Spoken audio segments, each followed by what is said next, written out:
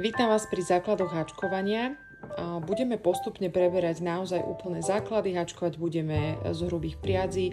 Toto konkrétne mám 5 mm šnúru bavlnenú a budem používať 8 mm háčik, ktorý má špicatejšiu hlavičku, takže sa s ním fantasticky pracuje, pretože ide výborne cez očka a takisto je veľmi dobre vykrojený. Dobre sa s ním aj očka naberajú.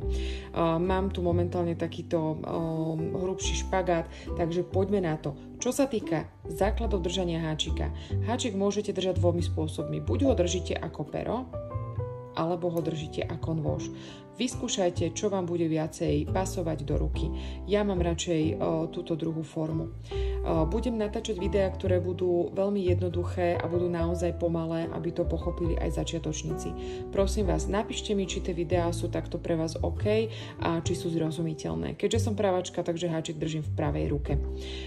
Ideme robiť základné oko. Základné oko je úplný základ každej práce, ktorú budete robiť, takže je dobré sa ho naučiť, pretože bez toho pokračovať nemôžeme.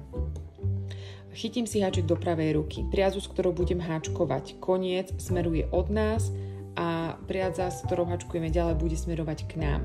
Položte si ju len takto vlastne navnútro dlane, prichyte si ju dvomi prstami, chytíme si koniec a jednoducho si ho len takto pretočíme a spravíme si X-ko, otočíme si ruku a háčikom podoberieme prvé očko a naberieme zadné očko a jednoducho len takto vyvlečieme.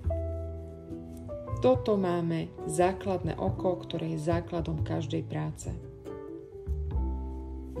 Takže ešte raz.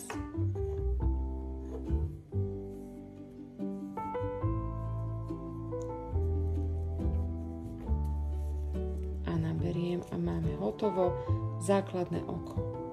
Do tretice, čiže priadza, koniec smeruje od nás, položím si na dlaň, prichytím si, aby nám neušla, spravím si vo vnútri X-ko, následne si ruku otočte a len ideme pod očko a naberáme si zadné očko a zošuchneme dole. Takže gratulujem, práve sa vám podarilo základné oko.